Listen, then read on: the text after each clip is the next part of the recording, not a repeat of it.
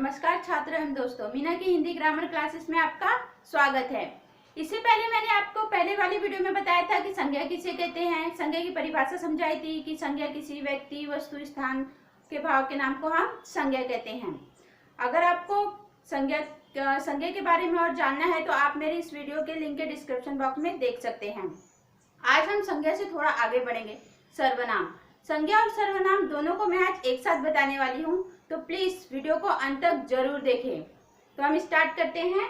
सबसे पहले हमने बताया था कि संज्ञा किसे कहते हैं। संज्ञा में व्यक्ति, वस्तु, स्थान इत्यादि के भाव के नाम को हम संज्ञा कहते हैं। लेकिन सर्वनाम में वो इसी चीज को थोड़ा परिवर्तित कर दिया जाता है। संज्ञा की परिभाषा अगर हम देखते हैं, सर्वनाम की परिभाषा यदि हम देखते हैं तो संज्ञा के बदले अर्थात व्यक्ति, वस्तु, स्थान, इनके बदले में आने वाले शब्द को हम सर्वनाम कहते हैं। संज्ञा के बदले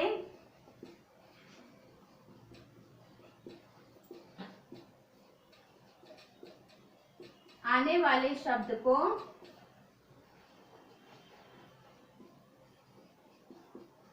हम सर्वनाम कहेंगे। अभी हम ये ध्यान देंगे कि व्यक्ति, वस्तु, स्थान ये क्या है, संज्ञा है। तो संज्ञा के बदले आने वाले शब्द को हम सर्वनाम कहेंगे। तो संज्ञा के बदले, संज्ञा में क्या शब्द आता है, व्यक्ति के स्थान पर हम जैसे शब्द देते हैं राम, सीता, और भी कोई नाम ले सकते हैं हम, राज, कला, देवंती, और भी जितने भी नाम है। लेकिन हम सर्वनाम में नाम ना लेकर हम उस चीज का प्रयोग करेंगे वह।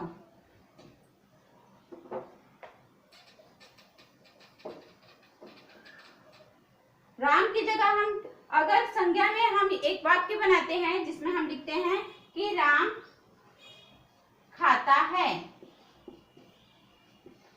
तो इस वाक्य में हम संज्ञा कौन सी है, कैसे पहचानेंगे। तो आप सभी को पता है, जैसे कि मैंने पहले वाले वीडियो में बता चुका था कि राम, यहाँ पर राम संज्ञा हो गई। लेकिन सर्वनाम किसे कहेंगे, तो हम राम के बदले में वह खाता है। यहाँ पर राम था, यहाँ पर वह आ गया, यानी कि राम संज्ञा हो गई और सर्वनाम उसका वह हो गया। वह यानी कि सर्वनाम हो गया। और इसके बदले अगर किसी वस्तु का नाम लेंगे तो जैसे कि मैंने बताया था, पेन, कलम, पुस्तक, कॉपी, ये सारी चीजें जो है वस्तु के अंतर्गत आती है। अगर हम उससे वाक्य बनाएंगे, वह चीज बहुत कीमती है।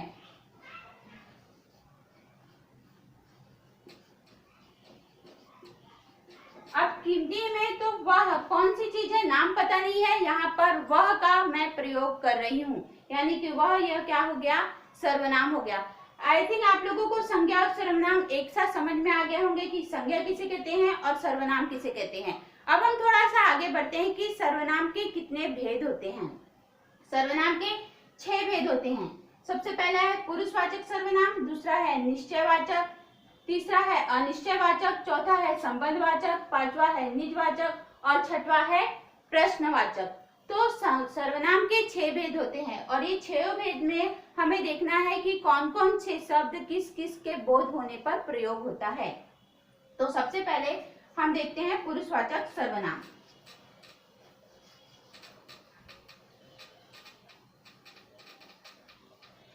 पुरुषवाचक सर्वनाम वह सर्वनाम है जहां पर स्त्री पुरुष के नाम का बोध होता है या स्त्री पुरुष के नाम के अनुसार वह लिया जाता है। जैसे राम जा रहा है तो हम राम ना जाकर वह जा रहा है लिख सकते हैं। सीता खाना खाती है तो सीता खाना खाती की जगह मैं खाना खाती हूँ, मैं का प्रयोग हो सकता है। वह शाम जा रहा है की जगह में हम ये प्रयोग कर सकते हैं कि तुम कहाँ गए थे, शाम कहाँ गए थे की जगह पे हम तुम कहाँ गए थे। ये इस प्रकार से हम सर्वनाम के वाक्य बनाएंगे। तो पुरुषवाचक सर्वनाम में हमेशा याद रखना है, जैसे कि नाम से ही पता चल रहा है पुरुष यानी स्त्री और पुरुष के नाम का यदि बोध होता है वहां पर पुरुषवाचक सर्वनाम होता है। फॉर एग्जाम्पल हम देखेंगे मैं, तू, वह। अब हम देखते हैं कि पुरुषवाचक सर्वनाम में भी अलग से 3 भेद होते हैं। सबसे पहला है उत्तम पुरुष, दूसरा है मध्यम पुरुष, तीसरा है अन्य पुरुष। तो हम सबसे पहले देखते हैं उत्तम पुरुष। हमेशा किसी भी चीज को समझने के लिए ये ध्यान में रखना है कि सबसे पहले हम उस वाक्य, जो भी चीज है उसके नाम को हम देखें। नाम को यदि हमने समझ लिया तो समझ लो कि हमने पूरी ग्रामर समझ ली। तो यहाँ पर हम देखते हैं उत्तम पुरुष, नाम से ही पता चल रहा है उत्तम।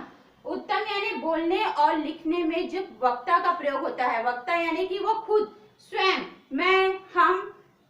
फॉर एग्जाम्पल देखेंगे, मैं जाता हूं। यहाँ पर उत्तम पुरुष झलक रहा है। लिखने और बोलने वाला व्यक्ति, एक तो लिखने, बोलने या कहने वाले व्यक्ति का प्रयोग हो रहा है। मैं यानी वो खुद कर रहा है।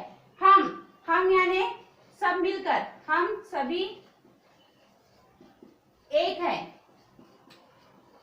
दोनों ही परिस्थिति में देखेंगे, मैं, हम में हम यानी हमारा बोध हो रहा है, हमारे स्वयं का बोध हो रहा है। या बोलने या लिखने वाला व्यक्ति खुद कह रहा है, तो वहां पर होगा उत्तम पुरुष। उत्तम पुरुष का पुरुषवाचक सर्वनाम। अब थोड़ा सा आगे बढ़ते हैं, मध्यम पुरुष। मध्यम पुरुष में जैसे कि नाम से ही पता चल रहा है, यहाँ उत्तम है यानी वो खुद स्वयं होगा। मध्यम यानी सुनने वाला, नाम से ही पता चल रहा है, तो हमेशा ये ट्रिक ध्यान में रखना कि मध्यम यानी सुनने वाला। सुनने वाला यानी तू, तुम, आप। तू कहाँ जा रहा है, तो हम इसमें मैं एक शब्द का प्रयोग नहीं हो रहा है। हम किसी दूसरे से पूछ रहे कि तू कहाँ जा रहा है या तुम कहाँ जा रहे हो।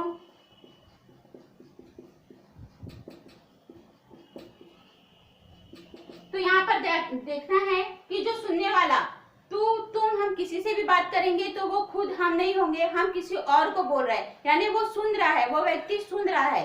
यानी तुम कहाँ जा रहे हो, तुम कहाँ जा रहे हो या आप कहाँ जा रहे हो, हम किसी और से बात कर रहे हैं। तो तू, तुम, आप, इस प्रकार के अगर वाक्य का बोध होता है तो हमेशा वहां क्लिक होना जाना चाहिए आपको कि यह मध्यम पुरुष सर्वनाम है। अब थोड़ा सा और आगे बढ़ते हैं, इसके तीसरे इसमें अन्य पुरुष। अन्य पुरुष जिसके बारे में कुछ कहा जाए, जिसके बारे में कुछ कह रहे हैं। यहाँ पर ना वो खुद स्वयं होगा ना वो सुनने वाला होगा, हमें किसी और के बारे में कहेंगे। जिसके भी बारे में कुछ कहा जाता है वह अन्य पुरुष के अंतर्गत आता है। जैसे वे लोग जा रहे हैं, हम ये नहीं कहेंगे। जहां पर हमने ये बताया, ध्यान से सुनना है आपको और ध्यान से समझना है। मैं यानी हम, तू, तुम यानी तुम और वे यानी अन्य हो गए।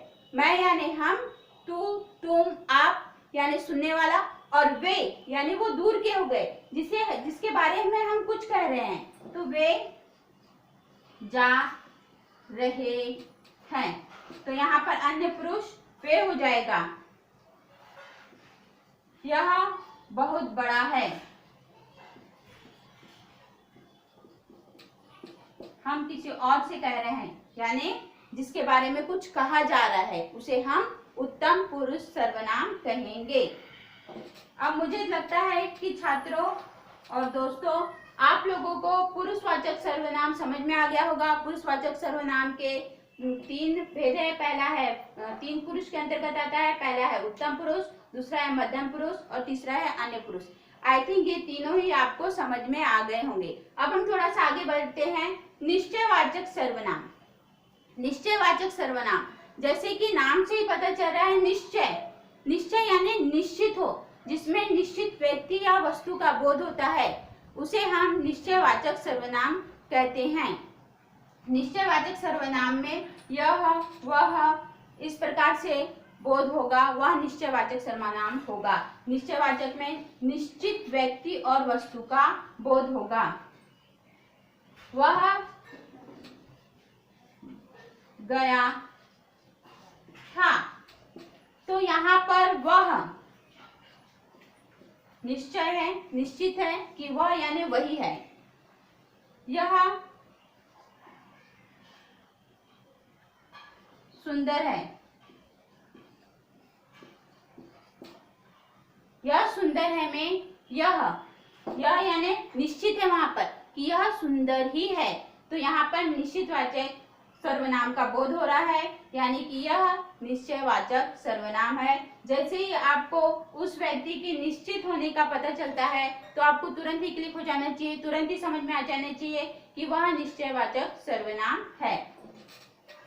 यहाँ पर सभी चीजें ध्यान रखना है आपको कि संज्ञा के बदले आ रही है, यानी सारी चीजें संज्ञा के बदले आ रही है, यानी वह सर्वनाम है।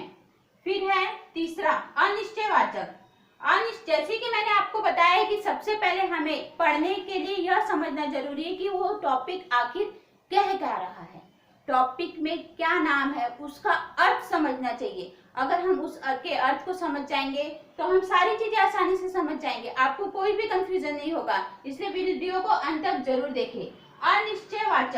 अनिश्चयवाचक जैसे कि नाम से ही पता चल रहा है, यहाँ निश्चयवाचक था तो वहां निश्चित व्यक्ति वस्तु का बोध हो रहा था, लेकिन अनिश्चयवाचक में ना तो व्यक्ति, ना ही वस्तु, ना ही प्राणी का बोध नहीं होता है, उसमें निश्चयता नहीं रहती, यानी कि वो अनिश्चय रहता है। अनिश्चयवाचक कोई जा रहा है,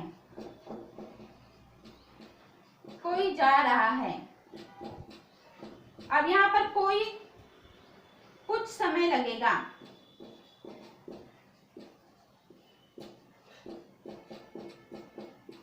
कुछ समय लगेगा यानी कि कितना समय लगेगा, कुछ यानी कि निश्चय नहीं है।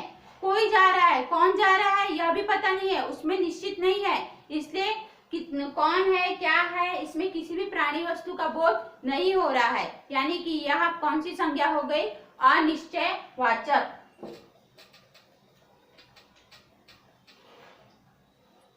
फिर है संबंधवाचक, चौथा है संबंधवाचक। संबंध जैसे कि नाम से ही पता चल रहा है कि इसमें संबंध का जुड़ाव है, संबंध जुड़ा हुआ है। संबंध संज्ञा या सर्वनाम में जो संबंध सूचित करता है उसे हम संबंधवाचक सर्वनाम कहेंगे। तो हम ध्यान से देखते हैं, इस आपको सर्वनाम समझने के लिए ये पूरे चार्ट को ध्यान देना है, चाहे तो आप पेन और कॉपी लेकर लिख भी सकते हैं। तो संबंधवाचक में संज्ञा और सर्वनाम के संबंध को जो सूचित करता है उसे हम संबंधवाचक कहते हैं। नाम से ही यहाँ संबंध का पता चल रहा है। तो वह गया, तो यहाँ पर एक संबंध होगा, जैसे कि वह जा रहा था,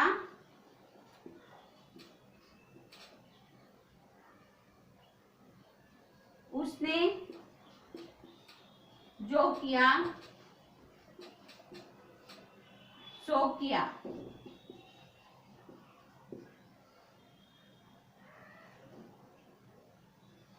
उसकी बहन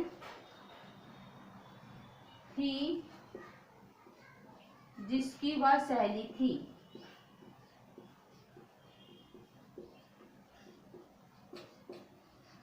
यहाँ पर देखो,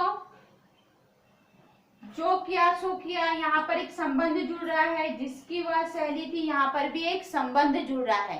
तो इस प्रकार के हम सर्वनाम को संबंधवाचक सर्वनाम कहेंगे, जो संज्ञा एवं सर्वनाम में क्या कर रहा है, संबंध सूचित कर रहा है। इस प्रकार के सर्वनाम को हम संबंधवाचक सर्वनाम कहेंगे। अब थोड़ा आगे बढ़ते हैं पांचवें भेद में। निजवाचक, निज यानी खुद से ही पता चल रहा है, निजवाचक निज यानी खुद से, स्वयं से, स्वयं, निज मतलब मैं, स्वयं, अपने आप को। तो निजवाचक में ऐसे जिसमें स्वयं अपने आप का बोध होता है उसे हम निजवाचक सर्वनाम कहते हैं। हमेशा याद रखना है, निज यानी अपना, स्वयं, अपने आप का बोध होता है, उसे हम निजवाचक सर्वनाम कहते हैं। जैसे कि मैं जा रहा हूं, यहाँ पे निज यानी स्वयं का बोध हो रहा है, मैं अपने आप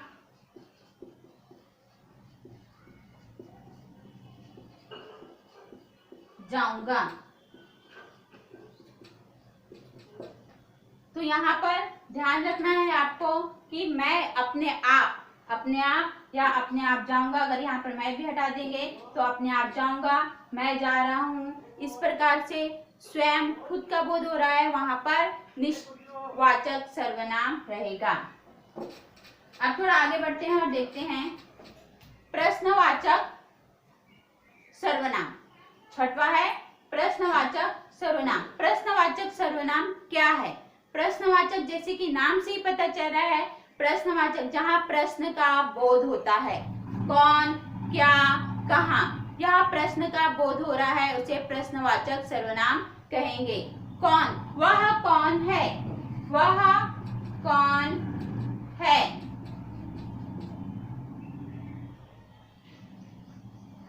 वे क्या कर रहे हैं। तो यहाँ पर देखो वह कौन है, कौन यानी हम प्रश्न कर रहे हैं कि वह कौन है। वे क्या कर रहे हैं, हम यहाँ पर प्रश्न कर रहे हैं कि आखिर वे क्या कर रहे हैं। तो वे, वह कौन है, क्या है, क्या कर रहे हैं, तुम कहाँ गए थे। इस प्रकार से यदि प्रश्न का बोध होता है तो वहां पर प्रश्नवाचक सर्वनाम होता है। आई थिंक ये पूरे अगर आप ध्यान से समझेंगे तो आपको पूरा समझ में आ गया होगा।